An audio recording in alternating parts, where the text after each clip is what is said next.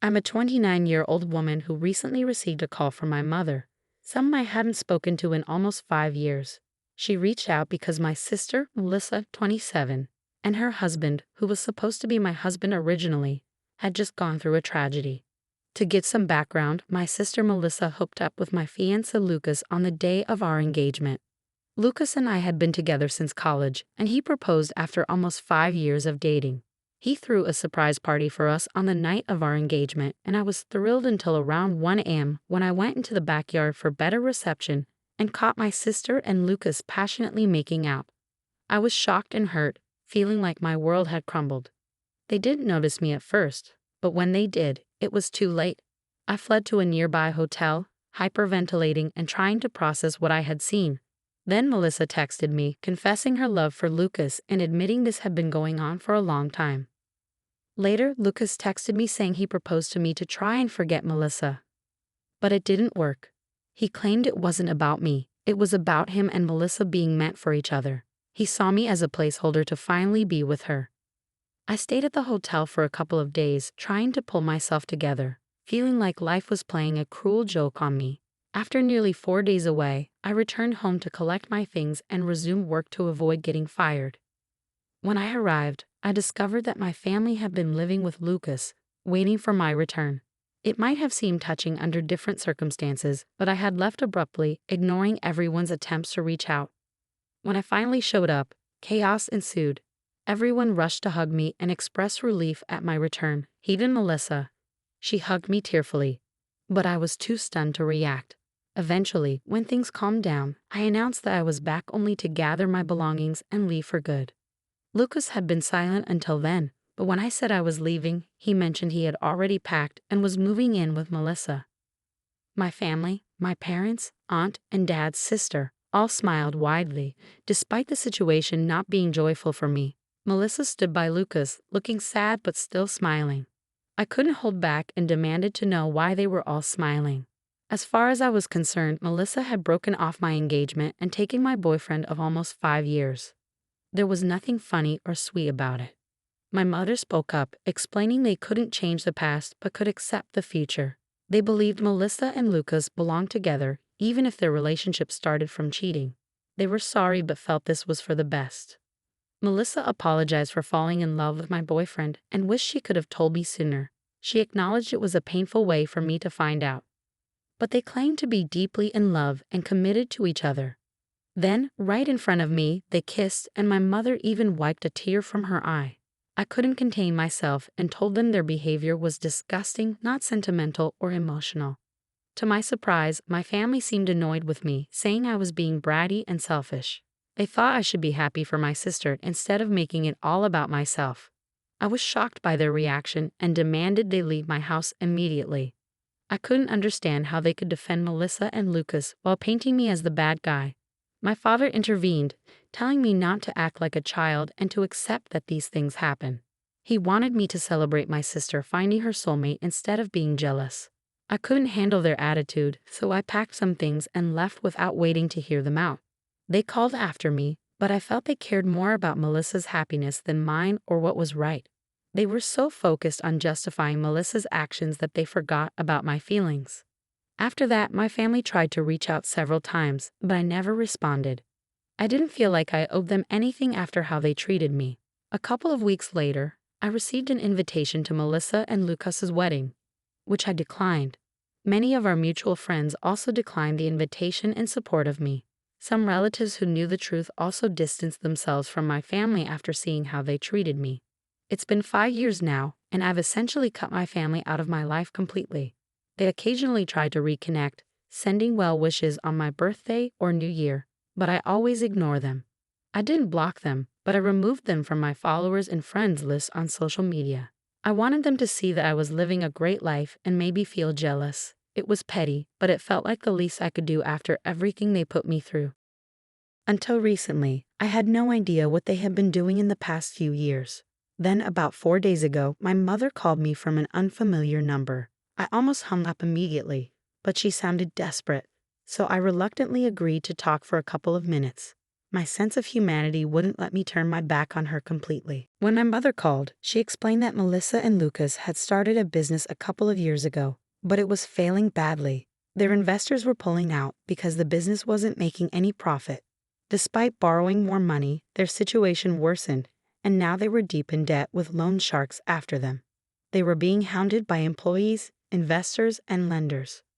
My mother, aware of my comfortable lifestyle, saw me as a last resort to help them out. She begged me to loan them money, specifically nearly $75,000, to pay off their debts. I asked why Melissa wasn't reaching out herself. My mother explained that Melissa and Lucas have forbidden her from approaching me directly because of what happened 5 years ago. Melissa wasn't ready to accept help from me.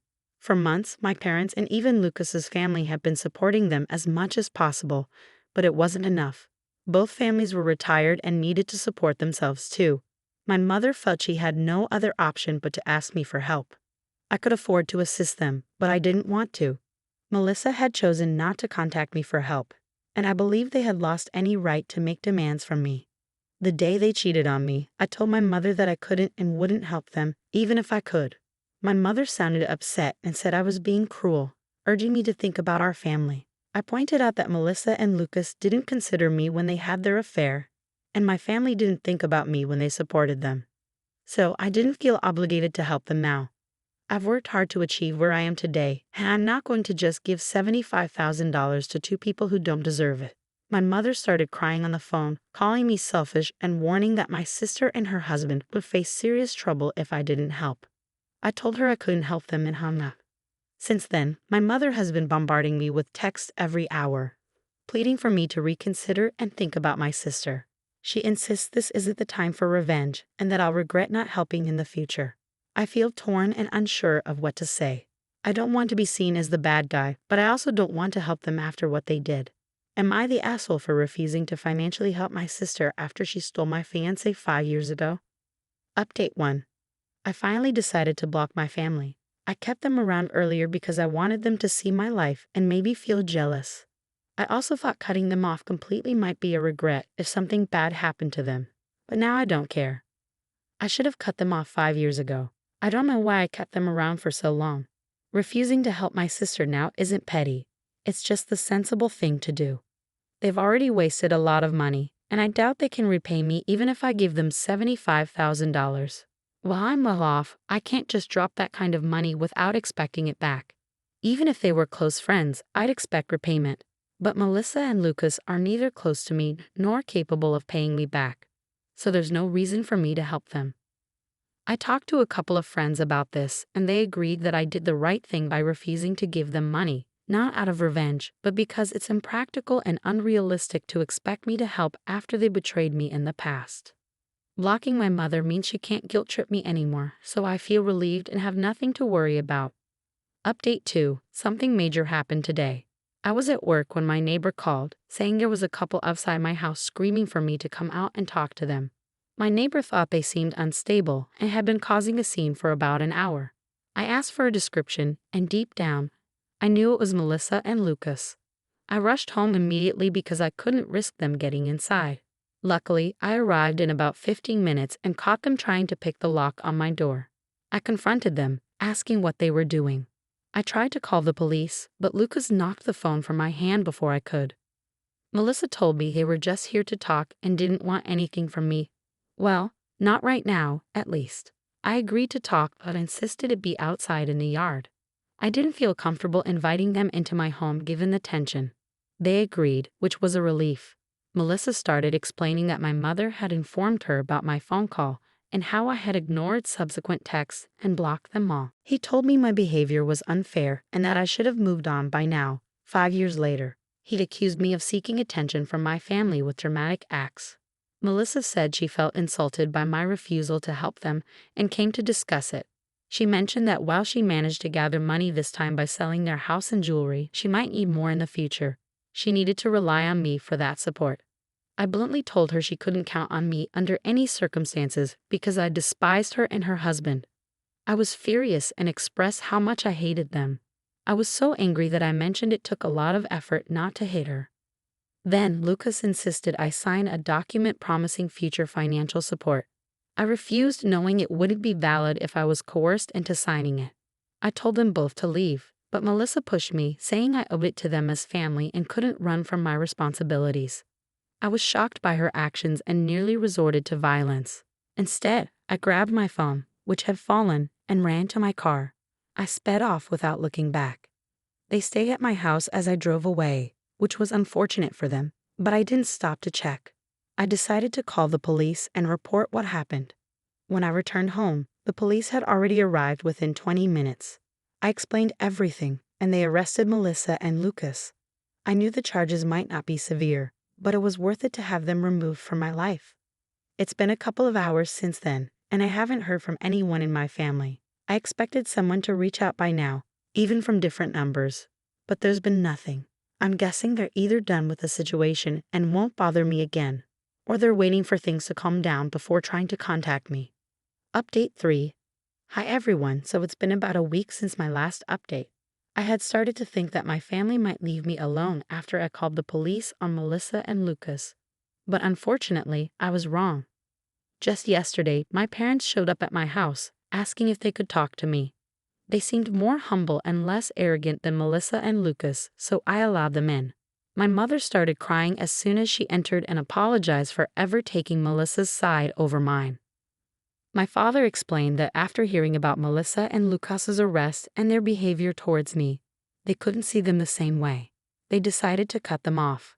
My mother continued crying while my father expressed regret for not supporting me when I was the victim.